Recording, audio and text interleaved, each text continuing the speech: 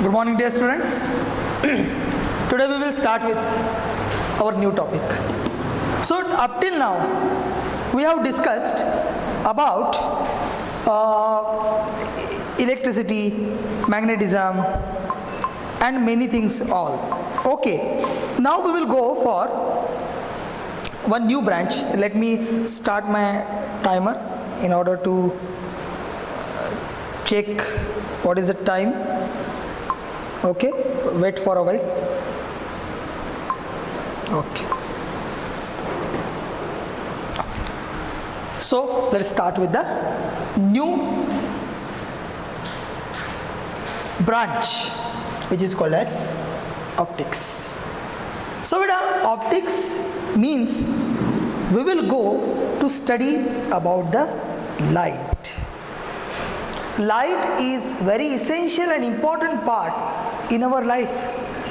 I think in your 9th class, 10th class, you might have studied about the light. So we will continue with the same. So when we consider optics, optics can be categorized as, first, optics. It is a branch of physics. It is a branch of physics which deals with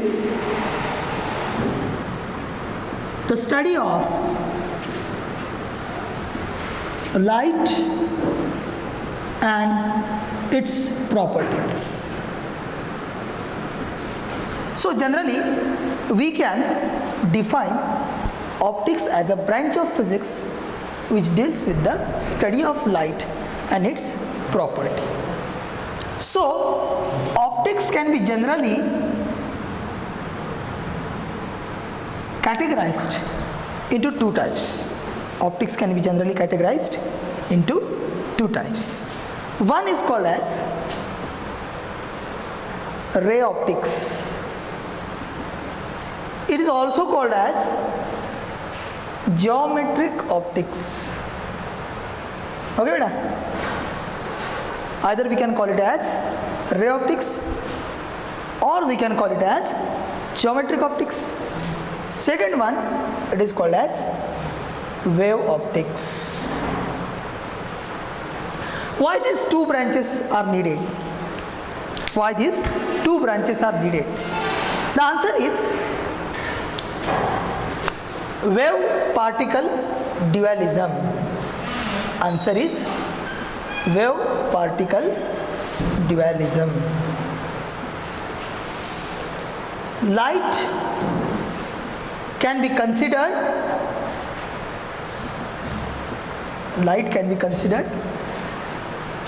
existing as both. It can be considered as existing at both, number one as a wave, and number two as a particle. So we are studying many phenomena. Let me give the example of such phenomena. Okay, we study reflection, we will study refraction, then we will study diffraction, we will study polarization, we will study interference. So these all concepts, some concepts deal with considering light as a particle. Then photoelectric effect is also there. So in some concepts we consider light as a particle, whereas in some concepts we consider light as a wave. So our topic, that is ray optics and optical instruments, of course, ray optics deals with geometric optics. So here we will study mirrors, lens, means mostly we will study reflection of light and refraction of light.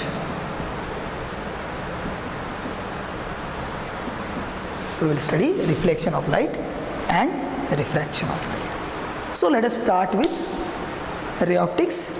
Okay, so I have given you the enough idea about the topic. and now we will start with the concept. Okay, so first we will start with the concept of reflection of light. We will start with concept of reflection of light. So as I know and as you also know that in our 10th class, many of you, most of you, all of you, I think, all of you have studied the reflection in details. So I will not consider that all, means I will not take the overview of that all. So I will have some small overview. I can define reflection as bouncing back of light ray from polished surface. This will be called as my reflection of light. It is a property of or phenomenon of bouncing back of light from the polished surface. Polished means smooth. Surface can be considered as polished, smooth, opaque. Opaque you know. Transparent, translucent and opaque. Transparent means glass. जिस surface से अपन को सामने का सब दिखता है उसको बोलते हैं ट्रांसपेरेंट. ट्रांसल्यूसेंट, जिस सरफेस से अपन को सामने का दिखता है लेकिन एकदम ठीक से क्लियर नहीं दिखता है लेकिन दिखता है, मतलब light can pass, that is called as translucent. And opaque means जिस सरफेस से लाइट अंदर में घुसेगा नहीं, light will not go deep inside, it will go from there and it will reflect back. That is called as polished opaque or opaque surface. Okay, so now as a knowledge point of view, let us first consider some important terms. Some important terms. क्या है वो some important terms? Ray of light. रे of light कैसे दिखाते हैं? एकदम simple है. रे ऑफ लाइट दिखाना है तो हम ऐसे दिखाएंगे उसको. ओके. बीम ऑफ लाइट दिखाना है. बीम मतलब many light rays put together, beam of light. अगर बीम ऑफ लाइट दिखाना है तो यहाँ से बीम ऑफ लाइट में आपके 3 कंसेप्ट आते हैं.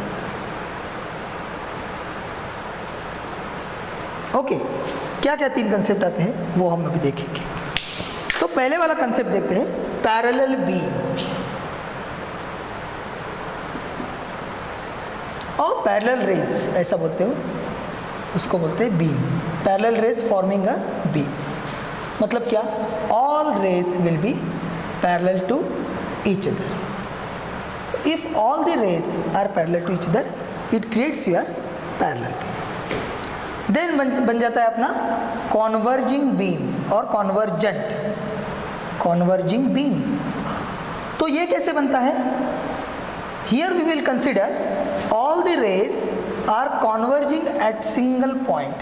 Okay, so this will become my converging beam. And last one उसको बोलूँगा मैं diverging beam. Last one को क्या बोलूँगा मैं? diverging beam. तो डाइवर्जिंग के लिए ये डाइवर्ज हो जाएंगे एक पॉइंट से निकल के दूसरे पॉइंट तक. तो this one is the basic about the beam of light. Okay, are you getting my point? Now sources.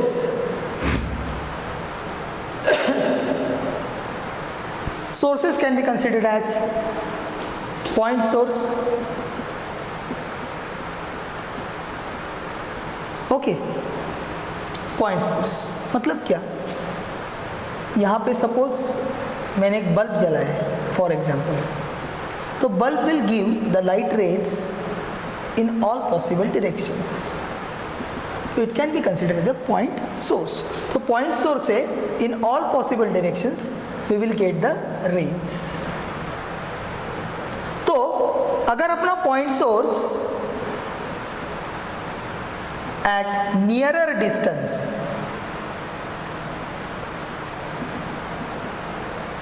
अगर है तो लाइट रे कैसे बन जाएंगे? It will give the diverging beam.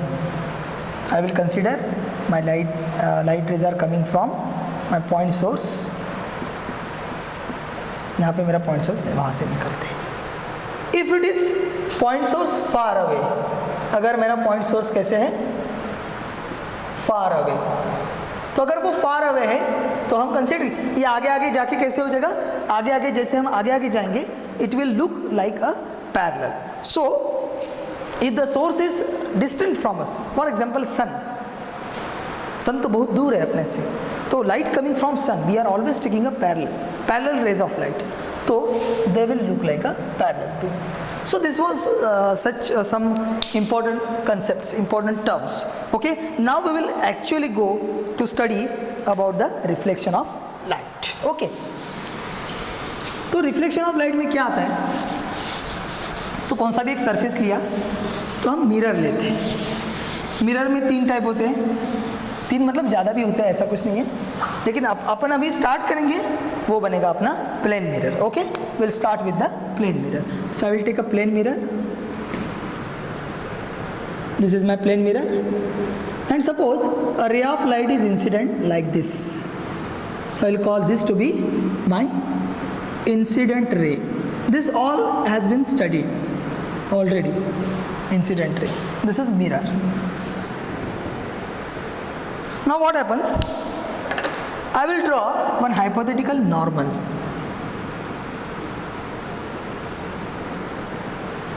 Normal to the surface. इसको बोलेंगे हम normal n. इसको बोलेंगे angle of incidence. और what will happen now? The ray will go in the same medium such that this angle will be same as this angle. This is called as angle of reflection and इसको बोलेंगे हम reflected ray. So loss क्या बोलते हैं, incident ray, reflected ray and normal lie in the same plane, एक ही plane में हो जाते हैं. ओके, और angle of incidence is always equal to angle of reflection. ये तो 2 केस आपने पढ़ा होगा, ये लॉज ऑफ रिफ्लेक्शन में आते हैं. तो यहाँ पे ये रिफ्लेक्शन के 2 टाइप होते हैं. सो टाइप्स ऑफ रिफ्लेक्शन, तो वो क्या होते हैं, एक को बोलते हैं रेगुलर रिफ्लेक्शन. रेगुलर रिफ्लेक्शन, तो बेटा what happens in the regular reflection? So the same is regular reflection. Surface is even, plane and even. And for diffuse reflection second जो आता है उसको बोलते हैं हम इरेग्युलर. इरेग्युलर उसी को ही बोलते हैं डिफ्यूज्ड रिफ्लेक्शन. तो डिफ्यूज रिफ्लेक्शन में क्या होता है वो देखते हैं. तो रेगुलर रिफ्लेक्शन अपना सेम यही आएगा. तो कैसे दिखाएंगे, तो वो यहाँ पे करके दिखाते हैं. So I will suggest you to note this down. Okay, now will go for understanding what is the regular reflection and diffuse reflection. इसको मैं हटा देता हूँ और अगला आर्टिकल हम चालू करते हैं, regular reflection and diffuse reflection. ये ज़्यादा नहीं पढ़ाऊंगा क्योंकि एक्चुअली 10th में हम फाउंडेशन में सब पढ़ाते हैं आपको, है ना. तो नंबर 1 रेगुलर रिफ्लेक्शन. इसमें क्या होता है, you have to take 2 parallel rays. Suppose this is my mirror,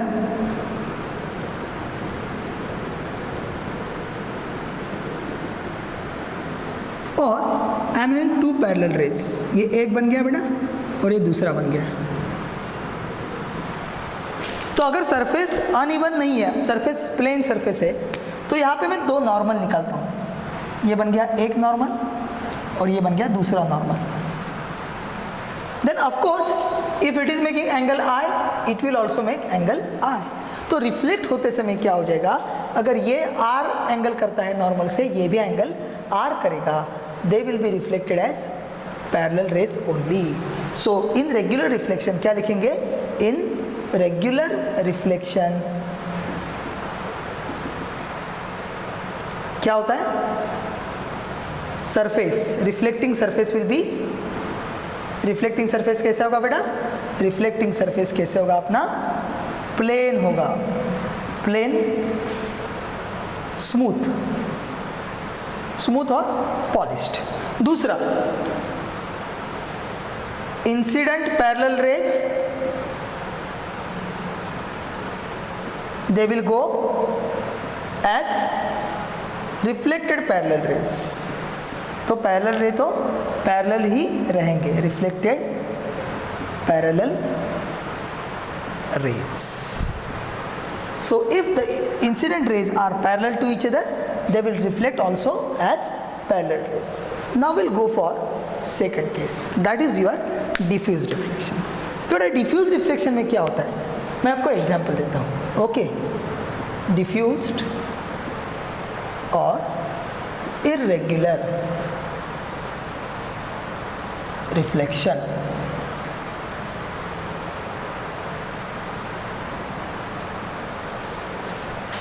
diffuse में क्या होता है, फॉर एग्जाम्पल आप वेफर्स खाते हो, वेफर्स कुरकुरे, ओके, तो वहाँ पे आपको वेफर्स का एक उसको फोड़ेंगे, फोड़ने के बाद आपको कागज़ मिलता है, 1-2 मिनट.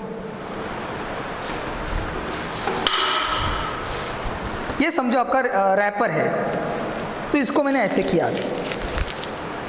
ये क्या बन गया, गोला बन गया. इसको फिर से मैंने निकाला, तो ये क्या बन गया, देखो ये पूरा सरफेस है, छोटे छोटे प्लेन सरफेस का बना है. It is made up of small small plane surface. तो बेटा दिखाने का कैसा उसको दिखाता हूँ. Suppose my surface is plane but not even. So यहाँ पे मैं uneven but reflecting surface consider करूँगा मैं. क्या कंसिडर करूंगा मैं, uneven but reflecting surface.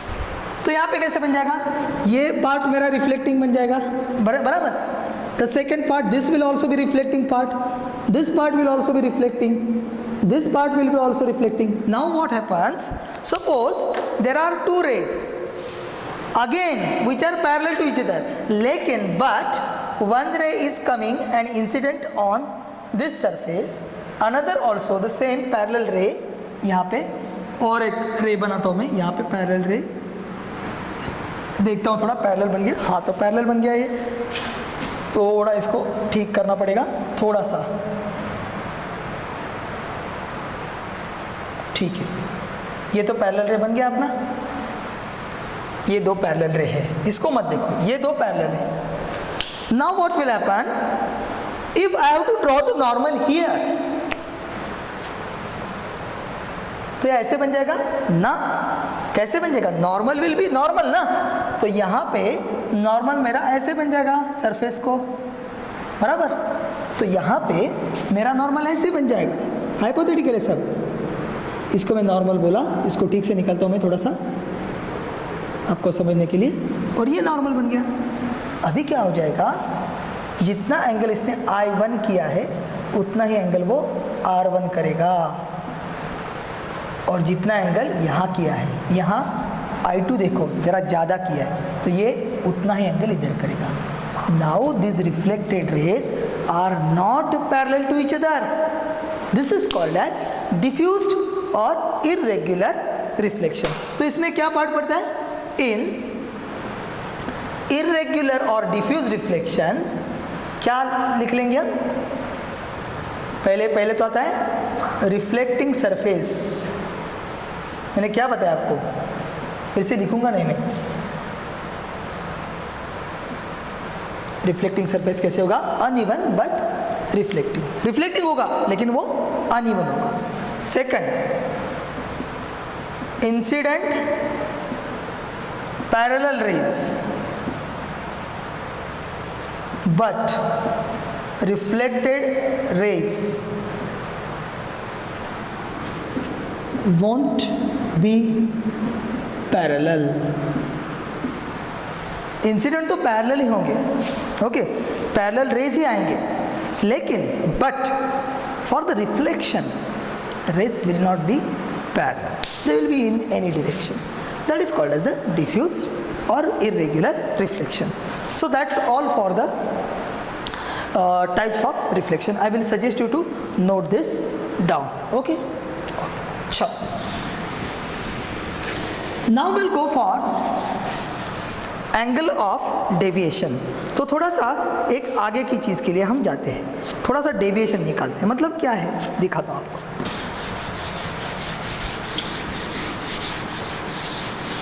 Deviation का मतलब क्या है, रे कितना डेविएट होता है, कहाँ से, अपनी ओरिजिनल पोजीशन में। So we will now start with angle of deviation.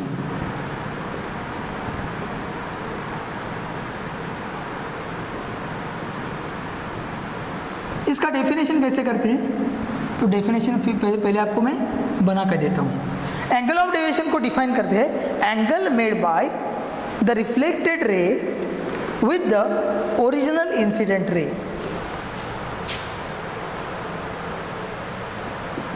Angle made by reflected ray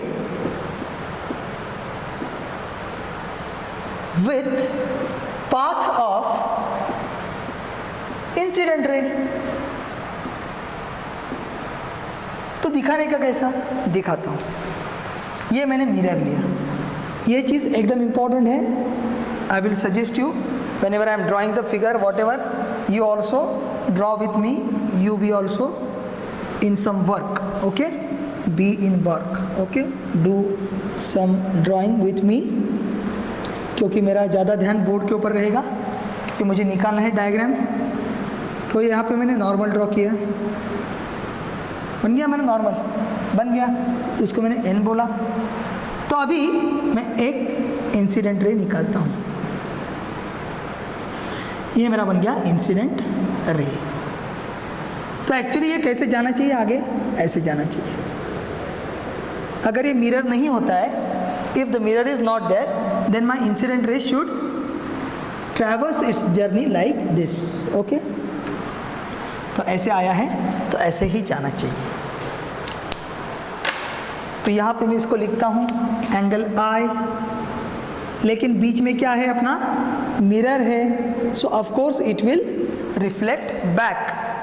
तो यहाँ पे how much angle it will make, according to the laws of reflection it will make angle r which will be equal to i, this will be angle are.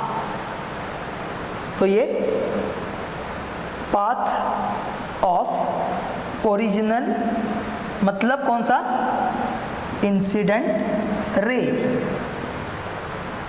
उसका actual path, इसको बोलेंगे incident ray, तो इसको बोलेंगे reflected ray.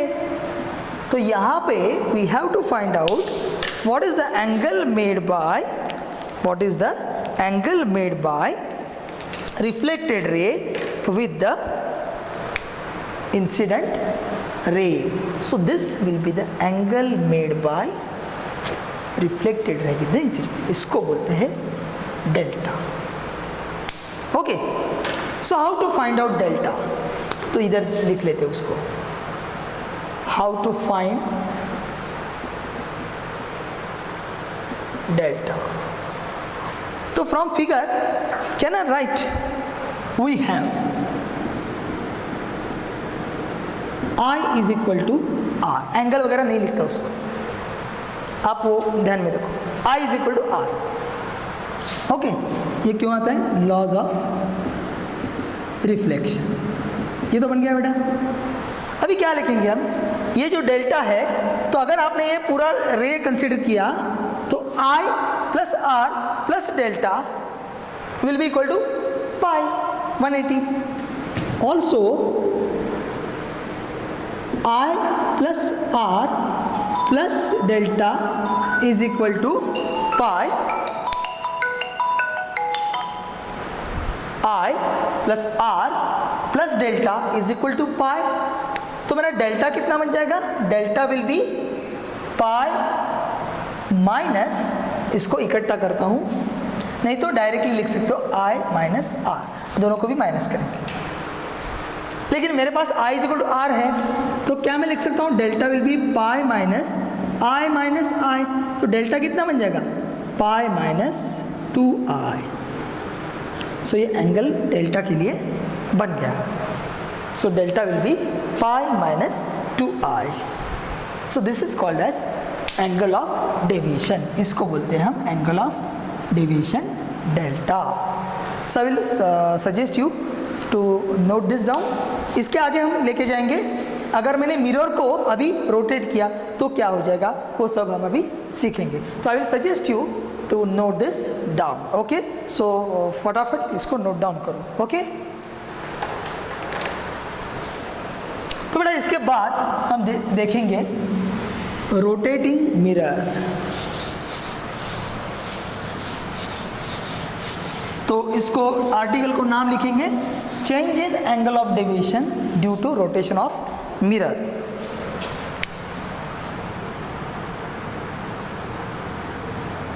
So change in delta due to rotation of mirror. ये ठीक से लिख नहीं रहा है, तो इसको दूसरा मैं यूज़ करता हूँ, change in delta due to rotation of mirror. इसको मैं फिर से लिख देता हूँ थोड़ा सा आपके लिए, अगर किसी को दिखाई नहीं दिए तो there should not be any problem. Due to rotation of mirror.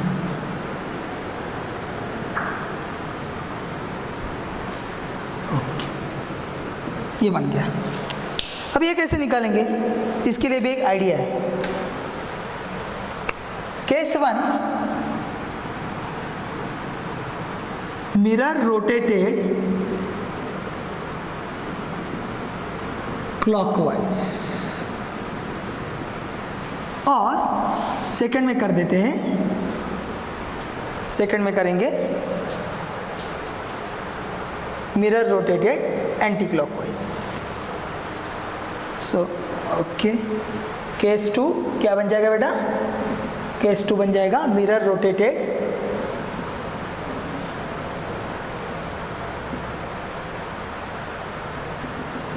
Anti clockwise. तो अगर मैंने मिरर को क्लॉकवाइज रोटेट किया तो क्या बन जाएगा, डेल्टा डैश, उसको बोलेंगे चेंज, और एंटी क्लॉकवाइज रोटेट किया तो क्या बन जाएगा। अभी जो फ्रेंड्स मैं सिखाने जा रहा हूँ ये एकदम क्रिटिकल बनने वाला है। ओके, मैं जो दिखा रहा हूँ उसको ठीक से नोट डाउन करो। अगर आपके पास 2-3 कलर के पेन हैं तो आप उनको यूज़ कर सकते हो, अगर नहीं है तो ठीक है, आप उसमें से आपको जैसा अच्छा लगे वैसा उसको नोट डाउन करो, लेकिन नोट डाउन तो करना ही है आपको। तो initial position of the mirror में लिख के लेते हो। पहले मेरा मिरर था ऐसे, ओके, तो पहले वाला मिरर में ऐसे बनाता हूँ, ठीक है। तो नॉर्मल था मेरा, इसको बोलता हूँ मैं एन, एक रे आ गया। ओके, रे कैसे जाएगा, ऐसे ही जाएगा, बराबर। थोड़ा सा इसको ठीक कर देता हूँ, अरे यार क्या बन गया ये, ठीक है। इसको थोड़ा सा ऐसे कर देता हूँ, ये अभी चेंज नहीं होने वाला, फिर भी नहीं दिख रहा है, ठीक, हाँ दिख रहा है, ठीक। इसको बोलेंगे आई। अभी देखो बेटा, अभी मैंने मिरर को अगर रोटेट किया, मतलब क्लॉकवाइज, मतलब मिरर को मैंने ऐसे नीचे रोटेट किया तो क्या बन जाएगा, ये मिरर ऐसे बन जाएगा।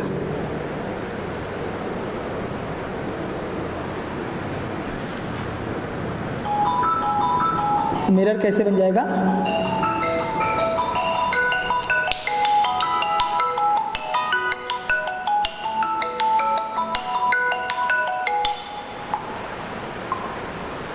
मिरर कैसे बन जाएगा, ऐसे बन जाएगा।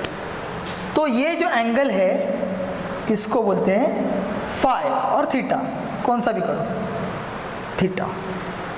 So theta is the angle of rotation. Theta क्या बन जाएगा, एंगल ऑफ रोटेशन बन जाएगा। तो अभी क्या होता है देखो,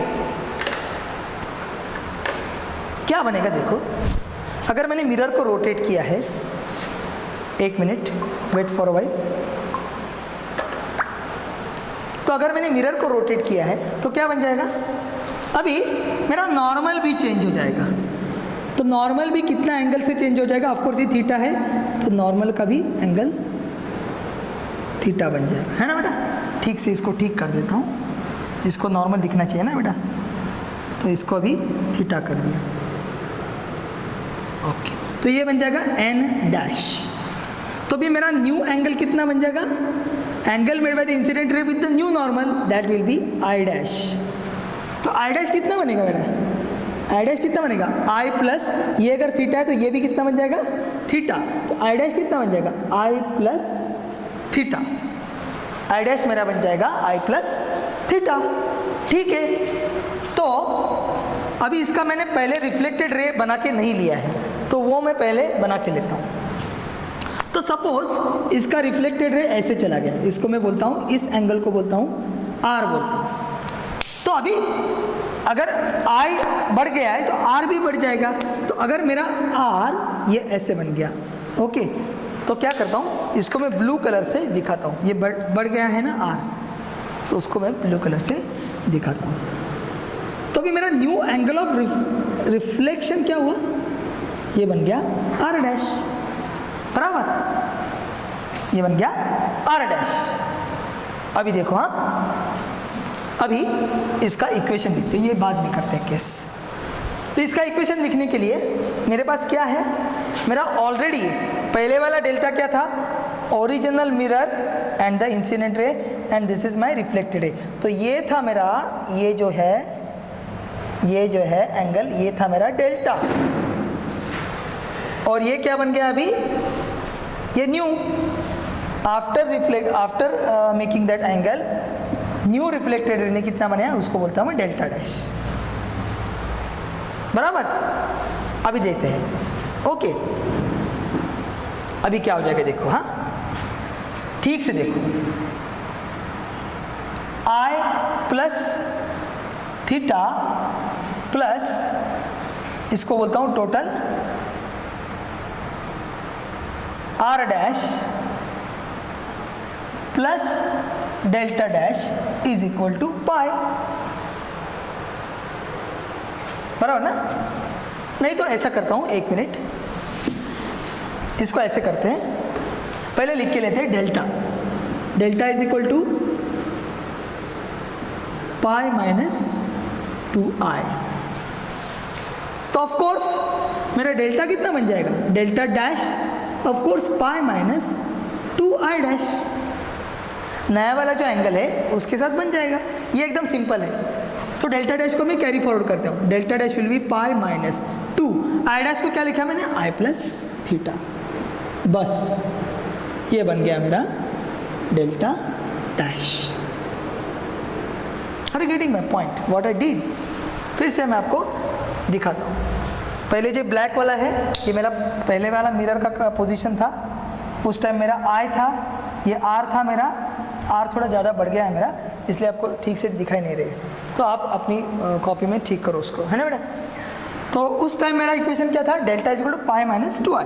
तो अभी डेल्टा डैश वैसे ही जैसे हम कर रहे थे पहले, वैसे ही अगर किया तो डेल्टा डैश कितना बन जाएगा, पाई माइनस 2i डैश, बाकी कुछ उसमें चेंज नहीं है।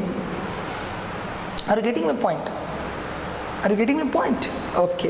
तो डेल्टा डैश हम कैसे निकालेंगे, पाई माइनस 2i डैश। तो डेल्टा डैश कैसे बनेगा, pi minus 2 into i plus theta, okay. In anti clockwise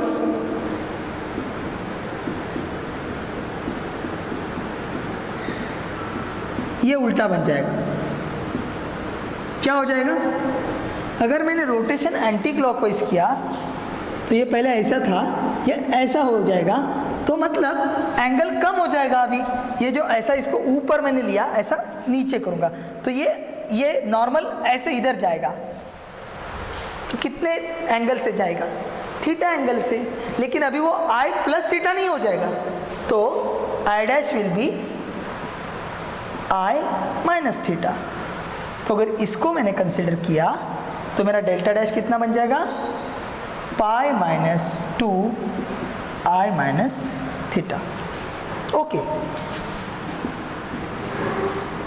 अगर आपको डेल्टा डैश एंड डेल्टा की टर्म में कंसीडर करना है equation, if you have to consider the equation in terms of delta and delta dash, तो कैसे कर सकते हो? सिंपल है, delta dash is equal to pi minus 2 into i plus theta.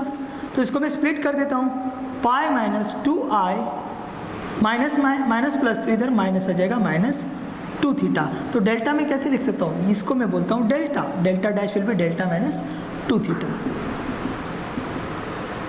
और वैसे ही आपको ये किसके लिए? क्लॉकवाइज। और यही मैंने अगर दूसरे के लिए लिखा तो पाई माइनस 2 आई, लेकिन यहाँ माइनस है तो यहाँ पे बन जाएगा डेल्टा प्लस 2 थीटा। तो if you have been asked to calculate about the angles for the new rotated mirror, then they can be calculated by using this formula. This is very important formula for your NEET, for your JEE, for your CET, okay, everywhere, for board also. These formula are very essential and very important. Generally many teachers, they are not making much more emphasizing on this, but problems are there. तो आपको अगर problem solve करना है तो ये concept आपको ध्यान में रखना ही होगा। ये सब पूरा कंसेप्ट है, इसको ठीक से अपने दिमाग में 1 2 3 बार करके देखो। स्लेट ले लो, कागज़ ले लो, उसके ऊपर करके देखो, एक बार करके देखो। एक बार लिख के देखना मतलब 1000 बार पढ़ने जैसा है। 10 टाइम्स, 1000 बार छोड़ दो, आपके लिए 10 टाइम्स पढ़ने जैसा, ऐसा पकड़ो उसको। So writing 1 times, doing it 1 times, it is just like reading it 10 times. So I'll suggest you to note this down and try to do in your own copy. Okay, we'll go for the next concept. Okay, I hope you have understood about the angle of deviation and everything. Now we'll directly jump for spherical mirrors. Plane mirror का मैं हमने देखा है, plane mirror में इतना ही है, ज़्यादा कुछ नहीं है। Now will directly move for spherical mirrors.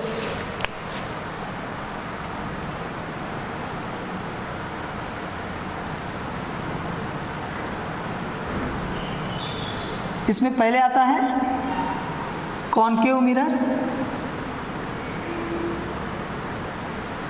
वही दूसरा आता है कॉन्वेक्स मिरर। इसका मैं ज़्यादा आपको बताने वाला नहीं हूँ, थोड़ा थोड़ा इसका आइडिया देता हूँ और डायरेक्टली हम आगे जाएंगे। आपके लिए जो इम्पोर्टेंट है वही मैं आपको बताने वाला हूँ। तो यहाँ पे क्या आएगा? एक्चुअली क्या है, last year it was decided to teach in 11th only. तो लास्ट 12th को मैंने ये पढ़ाया नहीं था, वो 11th में ही उनको पढ़ाया था, लेकिन अभी इस 11th में आपको रे ऑप्टिक्स पढ़ाया नहीं है, तो इसके लिए मैं आपको चालू करूँगा। ओके, तो कॉनकेव मिरर। सो पहले हम क्या करते हैं, एक इमेजिनरी स्फीयर ड्रॉ करके लेते हैं। ओके, ये मैंने इमेजिनरी स्फीयर ड्रॉ करके लिया, वैसे ही इसके लिए करता हूँ। ओके, तो थोड़ा सा इधर उधर हो जाएगा, just I will say sorry for that. Okay, so see how to do that.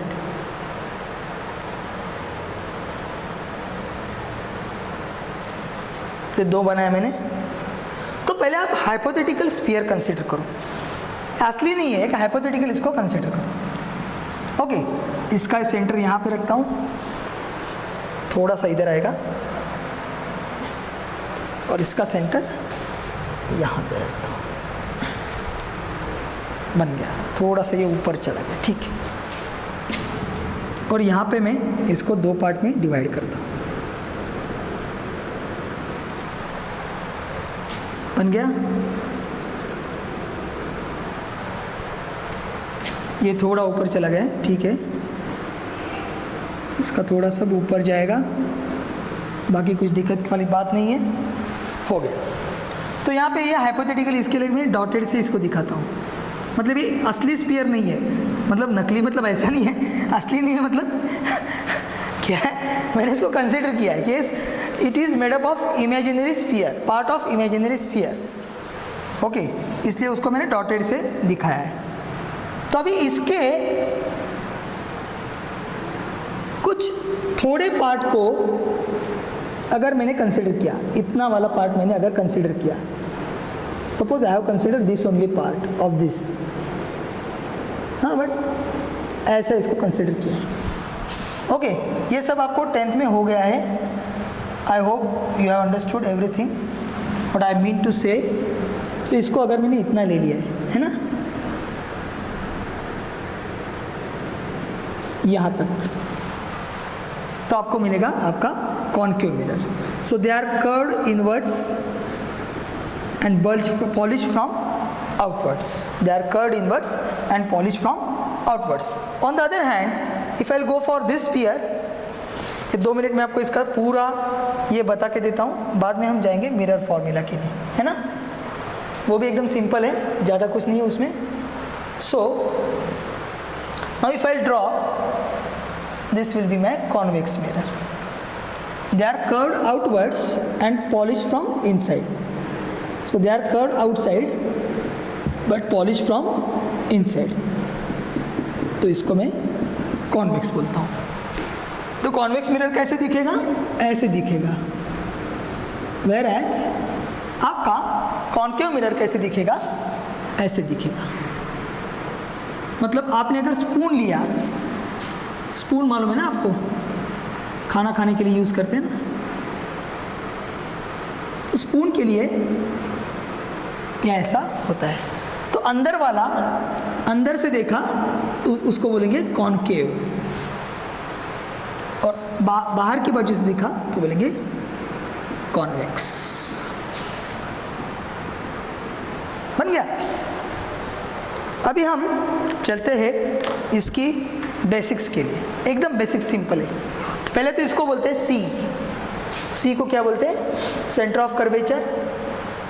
Okay, मैं ज़्यादा टाइम नहीं ले लूँगा, फटाफट बोलूँगा। ओके, ये जो पॉइंट है इसको बोलते हैं पोल, पी। तो यहाँ पे भी दिखाता हूँ मैं, पोल पी, यहाँ पे सी। पी को क्या बोलते हैं? पोल। ये जो है पी ए, इसको ही बोलता हूँ P A.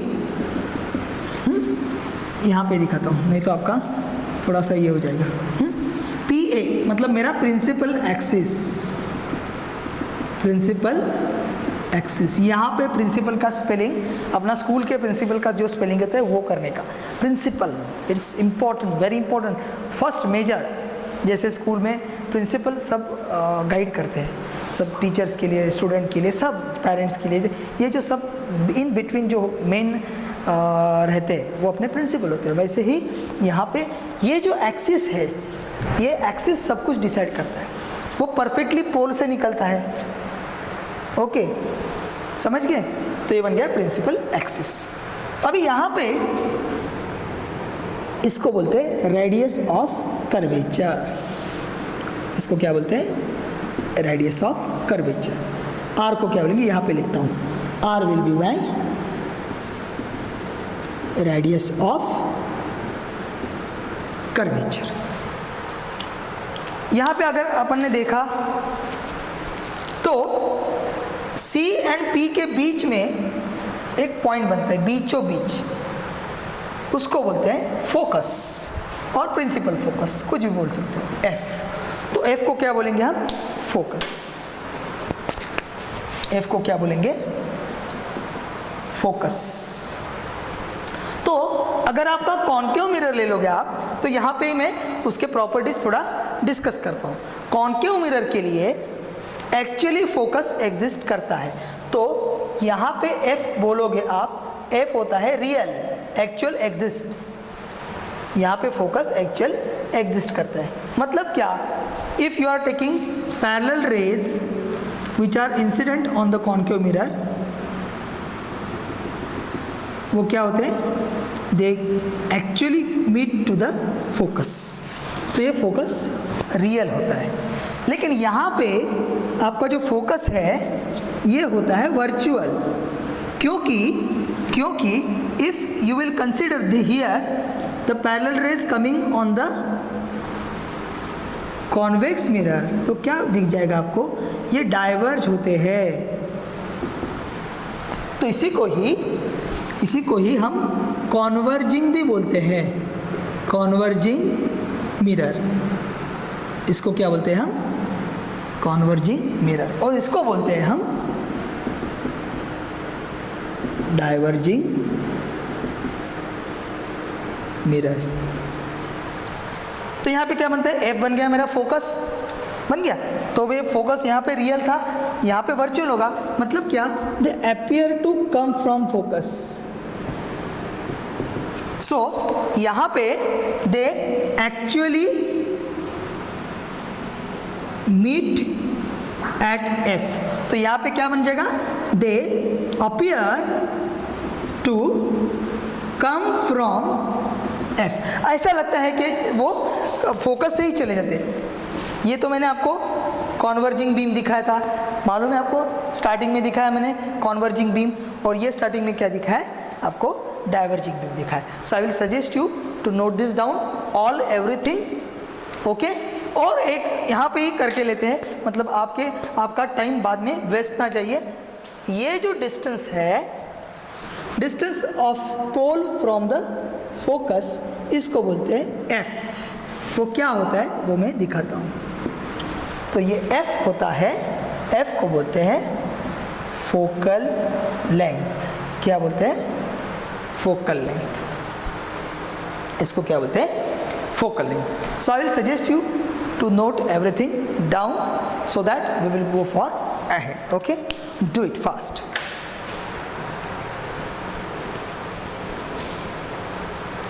So now friends, we will go for next, that is हम समझ लेंगे साइन कन्वेंशन। 2 मिनट में साइन कन्वेंशन समझ लेते हैं, इमेज फॉर्मेशन भी समझ लेते हैं, और उसके बाद एक्चुअली रे डायग्राम्स वगैरह कैसे बनेंगे वो आपको तो मालूम है, खाली मैं आपको एक्सप्लेन करने वाला हूँ। ज़्यादा कुछ देखने का दिक्कत नहीं है, आपको मालूम होना चाहिए कैसे क्या आता है, ओके, ठीक है।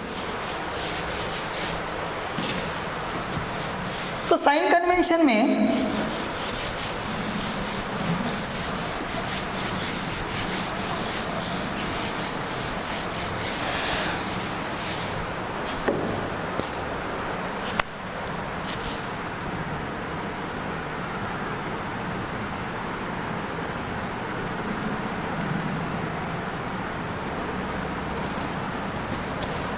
सपोज ये मेरा प्रिंसिपल एक्सिस है,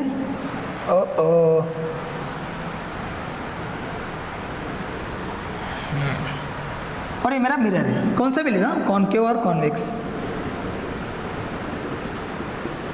एनी मिरर, कॉनकेव और कॉन्वेक्स। तो पहली चीज number 1 you have to keep in mind, okay, object is always kept at left। Object को कहाँ रखते हैं, लेफ्ट को ही रखेंगे। ऑफ क्या, लेफ्ट ऑफ, किसके लेफ्ट, मिरर के। ऑब्जेक्ट आपका ऑलवेज लेफ्ट को जाएगा। सेकंड क्या,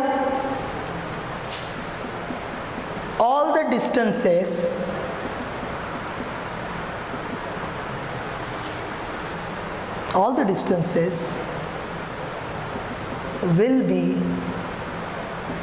measured from the mirror। मतलब यहाँ से यहाँ जाना है तो हम मेजर यहाँ से करेंगे, ना कि यहाँ से करेंगे, यहाँ से मेजर करेंगे। यहाँ से पीछे जाना है तो यहाँ से मेजर करेंगे, okay. Important 1,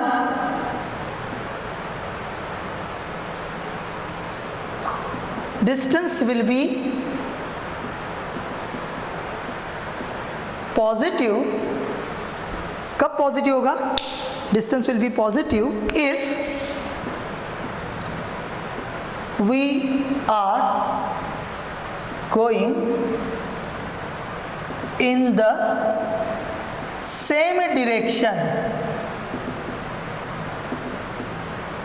as that of incident ray. तो अगर सपोज मेरा इंसिडेंट रे ऐसे चल रहा है, तो अगर मैं यहाँ ऐसे ही जाता हूँ तो मेरा डिस्टेंस आएगा पॉजिटिव, लेकिन मैं ऐसे जाता हूँ तो डिस्टेंस बन जाएगा निगेटिव। ओके, तो दूसरा क्या बन जाएगा, माई डिस्टेंस विल बी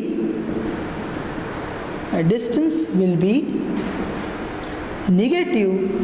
कब निगेटिव बन जाएगा, my distance will be negative if we are going in the opposite direction of incident ray.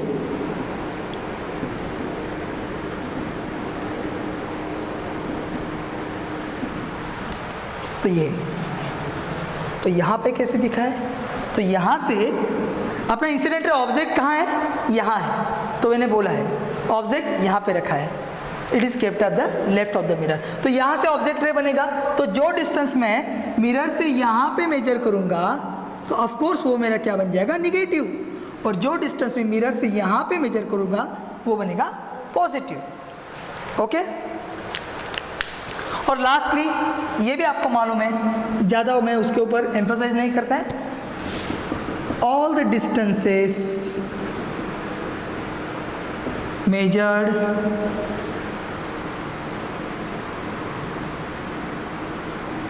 up are positive and which are measured down from negative. Reference कौन सा, reference आपका principal axis. Principal axis से जो distance ऊपर जाता है उसको बोलेंगे पॉजिटिव, प्रिंसिपल एक्सिस से जो डिस्टेंस नीचे जाता है उसको बोलेंगे negative. This is called as the sign convention. One more important, ये साइन कन्वेंशन में नहीं आता है लेकिन इम्पॉर्टेंट मैं बोलता हूँ आपको, फॉर प्रॉब्लम सॉल्विंग, तो ये आपको ध्यान में रखना है, ये आपके नोटबुक में लिख के ही लो। देखो हाँ, क्या लिख के लेना है, never give sign to any unknown variable. Unknown variable कौन से हो सकते हैं, एक तो object distance u, image distance v, नहीं तो focal length f। u, v and f में हम प्ले करेंगे, तो उसमें जो अननोन आएगा, अननोन मतलब जो पूछा है आपको, calculate the object distance, calculate the image distance, calculate the focal length, तो कैलकुलेट करने के लिए बोला है उसको बोलते हैं हम अननोन वेरिएबल। तो unknown variable is never given a different sign, plus minus उसको देने का नहीं है, it's sign will automatically come through the answer, and sign will be automatically reflected within the answer. So never give any sign, मतलब plus और minus, किसके लिए, to unknown variable. अभी अननोन वेरिएबल का मैंने आपको मीनिंग समझा है। Sign itself reflected in the answer. Sign gets itself reflected in your answer. तो अगर आपको कुछ मिरर के लिए फॉर्मूला दिया है और उसका ऑब्जेक्ट डिस्टेंस और इमेज डिस्टेंस कुछ भी आपको मेजर करना है, तो जो ऑब्जेक्ट डिस्टेंस दिया है वो पूछा है आपको ऑब्जेक्ट डिस्टेंस मेजर करने के लिए, तो फॉर्मूला में आप u को माइनस नहीं लेने का, जो फॉर्मूला में u को u रखने का, अपने हिसाब से उसको माइनस नहीं रखने का। लेकिन अगर u का वैल्यू आपको दिया है then you have to take it as negative. अगर u दिया है 10 सेंटीमीटर तो आपको लिखना पड़ेगा -10 सेंटीमीटर। समझ गए? Okay, so this are the important parts and this is the sign convention, very important. VIMP करो इसको, ये आपको किसी भी एग्जाम में पूछते नहीं है, नोबडी विल आस्क। यहाँ से आपका एग्जैक्ट स्टडी चालू हुआ है बेटा, ये अभी हो गया, ये एग्जाम को आएगा, ये आएगा, वो आएगा, नहीं। ऑप्टिक्स में मैं जो आपको बताने वाला हूँ, जो बता रहा हूँ, जो बताया है, आपको समझ लेना है। इसमें से आपको प्रॉब्लम सॉल्विंग में नए कंसेप्ट के लिए सब इंफॉर्मेशन रीड करके माइंड में फिट करना है। जो कुछ चीज़ें आपको बोर्ड के लिए, एग्ज़ाम के लिए प्रिपेयर करना है, वो तो मैं अलग सिखाऊंगा, डोंट वरी अबाउट दैट। लेकिन this knowledge will be there forever with you, and only a teacher with you can give you this knowledge. बाहर जाओगे, किसी को बोलोगे सर मिरर का बोलो, कोई नहीं पढ़ाएगा। हाँ, इंस्टीट्यूट में भी जाओगे, जितना बोला है उतना ही पढ़ाएंगे, अपने जैसा नहीं है। अपने स्कूल में जितना होता है, एकेडमी में, रोटरी एकेडमी में जितना होता है, उतना किधर भी नहीं पढ़ाएंगे। Okay, leave it. तो ये moral of the story is that you have to keep in mind this everything. अभी इसके बाद फिर से नहीं बताने वाला मैं। फिर से किसी ने पूछा तो उसका what is the use of that ना। So try to see this lecture once, twice, thrice. Okay, so last point, अभी थोड़ा ही 5 ही मिनट बचा है, मैं कैलकुलेट कर रहा हूँ मिनट, क्योंकि I have to go with the time. Okay, तो अभी क्या करेंगे, अभी हम इम्पोर्टेंट चीज़ ध्यान में रखेंगे, वो होता है focal length of, focal length, focal length. तो पहले लेते हैं कॉनकेव मिरर। तो यहाँ पे अगर कॉनकेव मिरर मैंने ड्रॉ किया तो क्या बन जाएगा, अगर 2 पैरेलल रे मैंने कंसिडर किया और if they are meeting here, तो distance between the pole and the focus, focus will be real, okay, and this will be my focal length। कहाँ से कहाँ मेजर करेंगे, यहाँ से यहाँ, तो यहाँ से यहाँ मेजर किया, मेरा रे कैसे जा रहा है, यहाँ से यहाँ, मतलब ये निगेटिव हो जाएगा। So focus will be real for concave mirror and focal length will be always negative. Very important, ये आपको ध्यान में रखना है। कैसे आती है आपको बताया मैंने। ऑन द अदर हैंड, अभी अगर हम कॉन्वेक्स मिरर के लिए जाए, कॉन्वेक्स मिरर, तो कॉन्वेक्स मिरर के लिए क्या बनेगा बेटा, कॉन्वेक्स मिरर के लिए उल्टा करेंगे इसका। उल्टा मतलब यहाँ पे मेरा कॉन्वेक्स मिरर निकाला मैंने, ठीक से निकालता हूँ, ऐसा नहीं है, ठीक निकालना पड़ेगा अपना, ठीक से आना चाहिए वो। अगर ये मेरा कॉन्वेक्स मिरर है तो क्या बन जाएगा बेटा, ये लाइट रेज है, ऐसे जा रहे, so somewhere they will diverge like this, तो I will think that they are coming from here, तो यहाँ पे बन जाएगा मेरा फोकस। लेकिन दे अपीयर टू मीट, तो यहाँ पे फोकस मेरा वर्चुअल होगा, not real, focus will be virtual, और ये पोल बन जाएगा। और ये डिस्टेंस में मेजर करूँगा यहाँ से यहाँ तक, तो my light ray is going in this direction, I am also measuring in this direction, this will be positive। so यहाँ पे मेरा फोकस कैसे हो जाएगा, वर्चुअल, लेकिन मेरा फोकल लेंथ कैसे बन जाएगा, पॉजिटिव बन जाएगा, फोकल लेंथ मेरा पॉजिटिव। और कॉनकेव मिरर को क्या बोलेंगे, कॉन्वर्जिंग, और कॉन्वेक्स मिरर को बोलेंगे डाइवर्जिंग। सो बेटा I think that is enough for today. बहुत ज़्यादा हमने किया है, तो फटाफट मैं सोच रहा हूँ इसको आप अपने पास कॉपी में नोट डाउन करो, जैसे हो सकता है वैसे करो। इसके बाद मैं फटाफट से आपको रूल्स ऑफ इमेज फॉर्मेशन पढ़ाता हूँ, और उसके बाद में हम एंड करेंगे। Okay, so it's okay.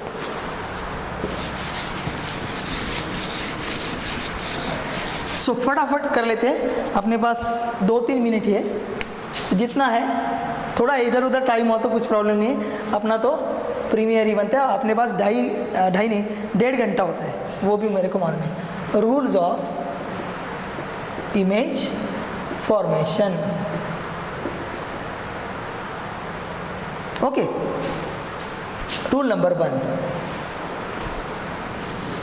If incident ray is parallel to principal axis, okay, if incident ray is parallel to principal axis, ये देखो ये बन गया, ये concave mirror parallel to the principal axis. ये बन गया मेरा कॉन्वेक्स मिरर, ये भी बन गया parallel to the principal axis. तो यहाँ पे मेरा रिफ्लेक्टेड रे कैसे बनेगा? It will go through the focus, reflected ray will go through the focus, लेकिन यहाँ पे नहीं जाएगा, आगे जाएगा, मतलब it appears to come from focus. तो यहाँ पे क्या लिखेंगे? Reflected ray goes through the focus,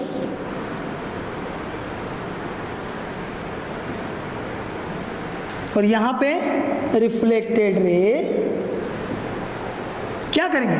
appears to come from focus।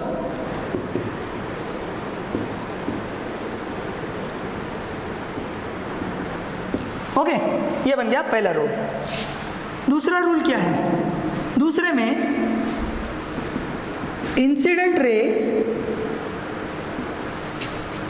coming from focus or appear to go to focus। मतलब क्या है इसमें? इसमें दो डायग्राम बनते हैं। अगर मेरा incident ray is coming from focus, मतलब कॉनकेव के लिए, तो कॉनकेव के लिए मैं क्या कंसिडर करूँगा? सपोज मेरा इंसिडेंट रे फोकस से चला है और इंसिडेंट हो जाए मिरर के ऊपर, तो मेरा रिफ्लेक्टेड रे कैसे बनेगा? It will go parallel to the principal axis. और सपोज कॉन्वेक्स के लिए कैसे बनाएंगे? कॉन्वेक्स के लिए सपोज मेरा incident ray is appearing to go to focus, ऐसे फोकस के यहाँ जा रहा है, ऐसे कर दिख रहा है, तो मेरा रिफ्लेक्टेड रे कैसे बनेगा? It will go parallel to the principal axis. So in both cases क्या हो जाएगा? Reflected ray goes parallel to principal axis. Okay, और मेरा थर्ड और लास्ट बन जाएगा, आज ये थर्ड को लेके हम पूरा करते हैं। थर्ड बन जाएगा इंसिडेंट रे कमिंग फ्रॉम सी और अपीयर टू गो टू सी। कैसे दिखाएंगे? सी मतलब सेंटर ऑफ कर्वेचर।